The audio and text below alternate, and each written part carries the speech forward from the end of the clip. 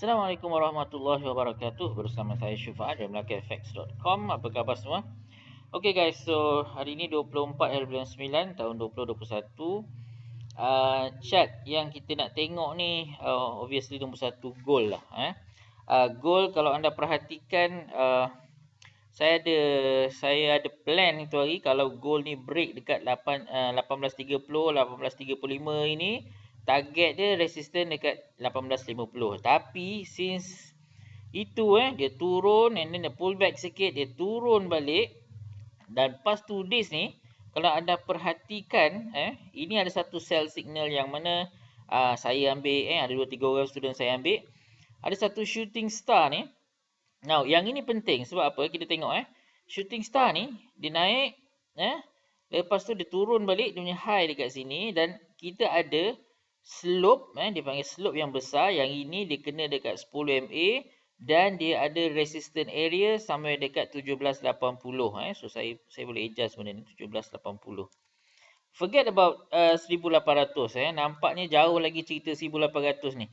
So 1780 1 2 kali, yang ini jadi support and then ada 1 2 3 4 5 6 batang candle di sini yang menjadikan 780 sebagai support.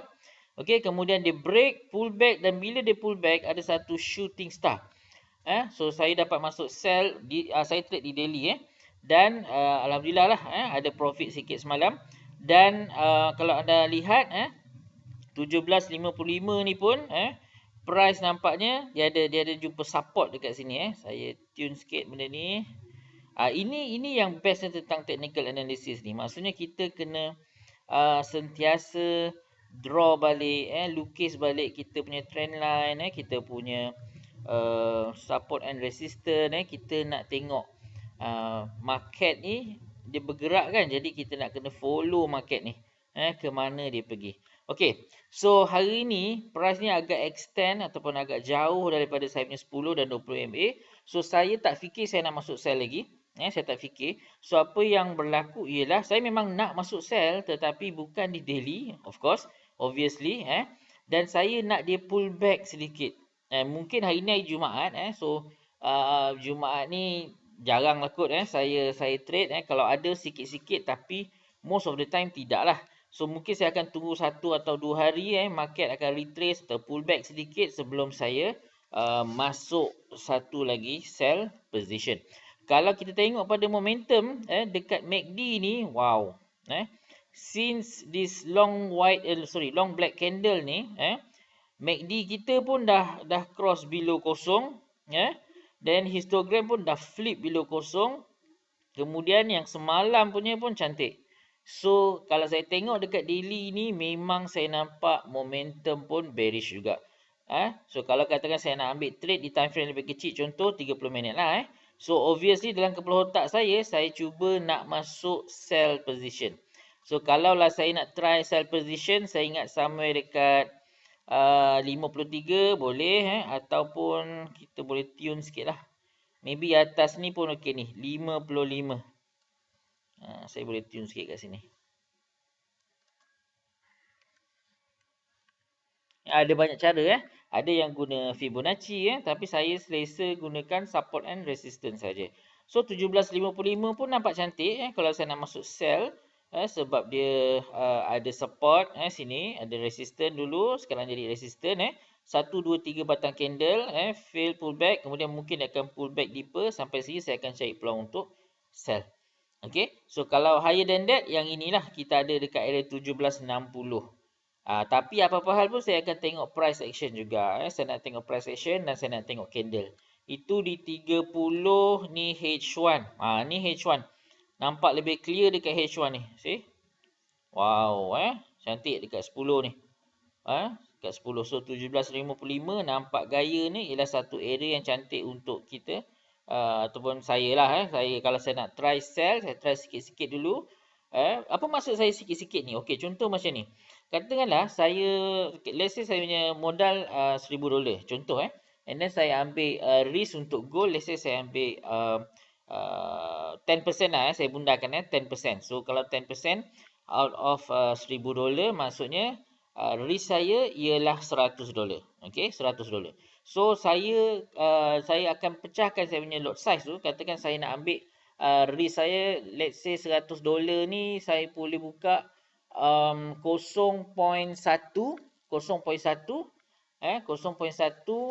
lot, dan juga lot dia punya stop loss $10. Itu kalau saya ambil one shot. So kalau saya nak masuk sikit-sikit, maksudnya saya akan pecahkan yang 0.1 tu, saya akan pecahkan kepada 2 entry. Biasanya 2 pun cukup dah, 2 atau 3 lah, tapi biasa saya buat 2 saja. So mungkin saya masuk half lot dulu 0.05. So kalau saya loss pun tak adalah berdarah sangat hidung. See? So itu yang biasa saya buat. Itu yang biasa saya buat. So at least saya akan test water dulu.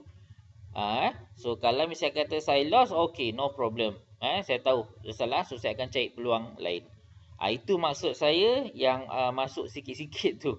Sebab saya tak kadang-kadang tu kita nak masuk sekali book position, sekali besar, risau juga kan. So kita try sikit-sikit dulu, tak ada masalah. Boleh buat macam tu.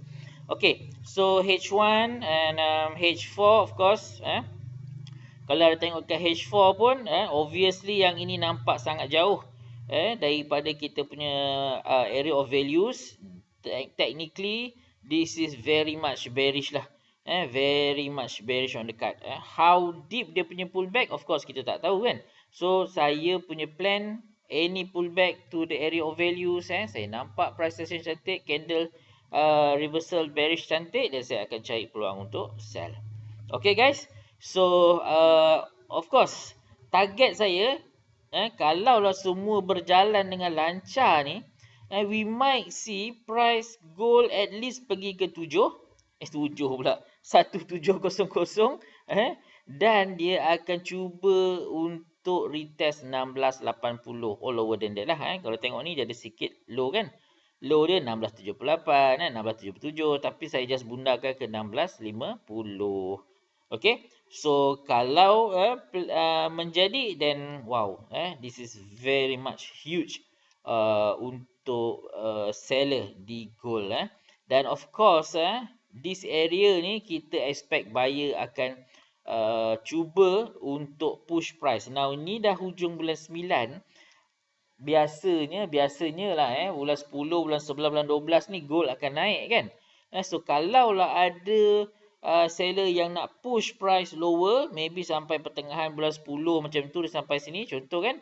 So this might be an area whereby saya rasa kita value lah kalau kita nak cuba beli. Kalau nak beli ini awal kan, nampak dia lebih rendah daripada open 2021. Wow.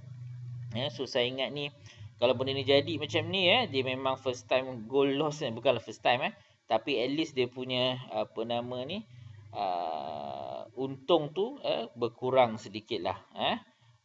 Of course kalau kita masuk sell, kalau kita trade spot gold ni, buy and sell, kita boleh untung kan.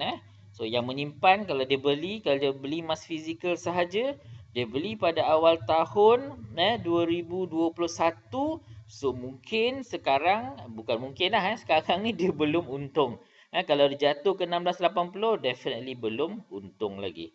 Tak apalah, simpan je dulu.